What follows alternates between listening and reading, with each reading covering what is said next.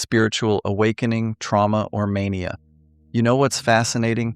If you look back through history, ancient cultures often viewed intensely altered states as sometimes deeply sacred and psychiatric issues. They really didn't draw a hard line between a divine calling and deep psychological suffering. Today, modern psychology, combined with culturally sensitive care, actually gives us the tools to approach these experiences in a way that honors their profound meaning while still treating the clinical reality. So picture this for a second. Your mind is racing with ideas you have literally never experienced before. Symbols are popping up absolutely everywhere around you. The normal, mundane world has just vanished, and you feel this overwhelming electric connection to everything in the universe. It immediately raises the profound question about what you are truly experiencing. Are you having an actual spiritual awakening? Is this a physiological response to past trauma, or is this actually the very beginning of a manic episode? Well, here is the kicker. Sometimes the answer is not just one thing. These categories are not mutually exclusive. We have to understand that having an intense spiritual experience absolutely does not automatically mean someone is dealing with mental illness.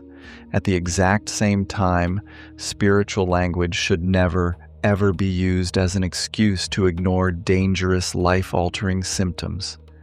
Think about someone who has survived immense, crushing hardship and then finds incredible peace and genuine awakening in a newfound space, while simultaneously needing active medical support for the trauma that triggered the search in the first place. You can absolutely find spiritual meaning while simultaneously dealing with a medical condition, trauma, or a manic episode. It is not an either-or situation. To navigate all of this, we're going to make 4 quick stops, defining the states, the 4 key anchors, complicating factors, and finally, seeking help safely. Let's jump right in. Defining the states. First up, defining the states. We really need to establish a shared vocabulary for these distinct yet remarkably similar experiences. Let's start with spiritual awakening. It is all about profound shifts in connection and in your overall sense of identity. People commonly report an enhanced sense of unity, incredibly vivid dreams, or simply losing all interest in their old superficial priorities. The thing is, spiritual awakening is not a standardized medical diagnosis, so any assessment of it has to be viewed through the person's specific faith and cultural context. For instance, having a vivid vision of your ancestors might be a highly celebrated, beautiful milestone in one culture, but it could be rapidly pathologized in another. The American Psychiatric Association actually tells clinicians they need to ask how individuals understand these experiences through their own cultural and faith context. A trauma response fundamentally alters how a person experiences bodily sensations and basic safety. Here we're talking about intense hypervigilance, feeling completely disconnected from one's body, or derealization, where the world around someone feels distant or like a dream. The takeaway here is why trauma causes such overlap with a spiritual awakening. The human brain is desperately trying to make sense of profound, unbearable suffering. That urgent, deeply spiritual quest and desperate search for meaning can produce experiences such as feeling reborn or finding sudden cosmic meaning in a tragedy, which the person naturally interprets as highly spiritual. Then there is mania. Let's be incredibly clear here, because mania is not simply feeling enthusiastic, inspired, or creative. It is a marked, distinct change in energy, judgment, and overall behavior. A manic episode usually brings intense racing thoughts, taking on massive projects without any realistic limits, and feeling uniquely powerful, chosen, or completely invulnerable. Well, to put this in context, it is not just waking up and feeling inspired to paint a landscape on a Sunday. It is staying awake for 4 consecutive days and nights, completely convinced that your painting is secretly required to save the universe. It is a state that frequently leads to major conflict, financial ruin, or serious endangerment. Finally, psychosis. Psychosis involves losing contact with our shared reality.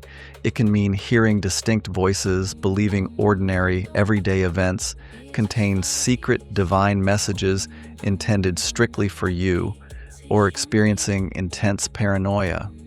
Remember, the religious or spiritual content of a belief, all by itself, does not equal psychosis. Having a beautiful vision of an angel or sensing a kind ancestral presence does not mean you are psychotic, unless we are also seeing deep rigidity, extreme distress, disorganization, and an inability to function in everyday life. When you lay all these overlapping symptoms out side by side, it is completely staggering.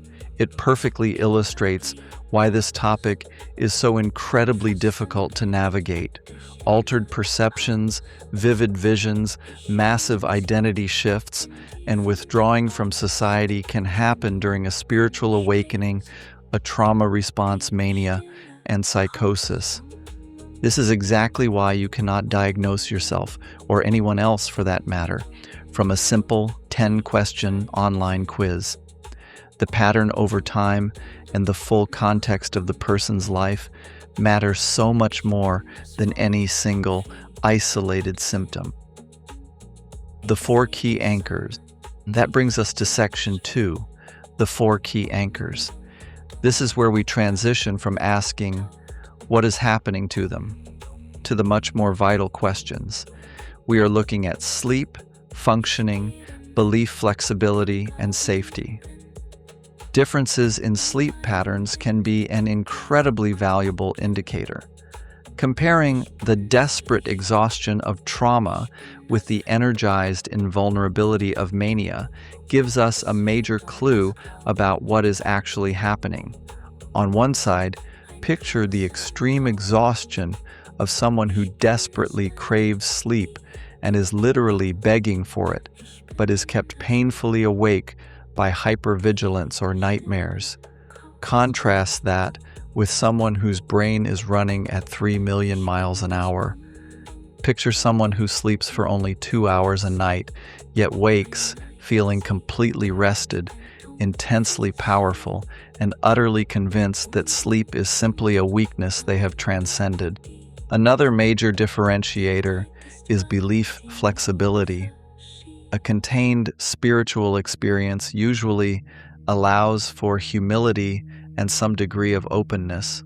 A person can calmly say, "This is what this amazing experience means to me," and they can actually hear an alternative viewpoint without feeling attacked.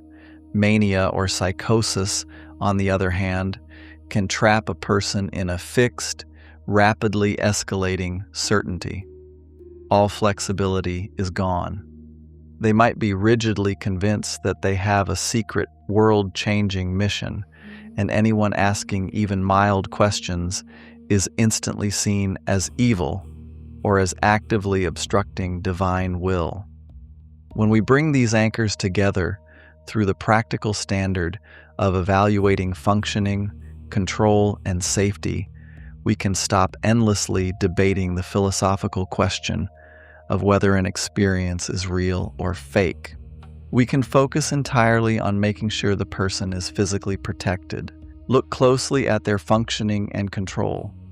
Can they consciously pause hours of meditation to eat a meal, take a shower, and show up for their job?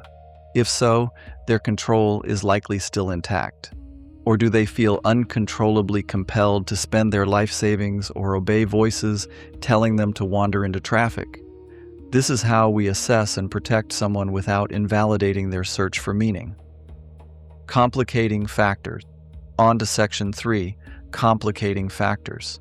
We have to acknowledge the external variables that can rapidly complicate or drastically intensify all of these symptoms.